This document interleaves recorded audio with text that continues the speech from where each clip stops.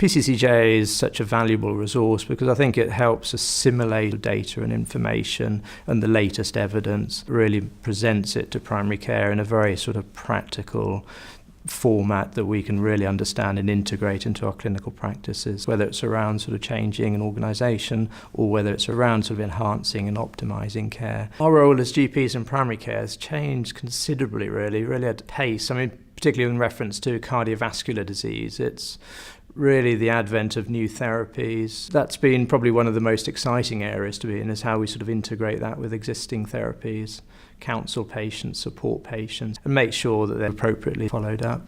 So I think it's, we're in a good place, but I think there are many, many challenges going forward, and I think it's a question of just trying to build on the good practice. And the journal certainly has an important part to play in that in terms of disseminating information. As editor of the PCCJ, my plans certainly going forward are to carry on the good work that the journal has already established. It's very much about sort of keeping up to date, getting the sort of key headline information, things that really are going to have an impact and change sort of practice. So there's a lot of support around sort of professional development, doing the modules online, looking at ways of trying to sort of keep up with your learning and development. The journal will certainly help provide that, and has done, and I'm sure will do that going forward as well. But it's an exciting time, and I think there's lots to look forward to as well.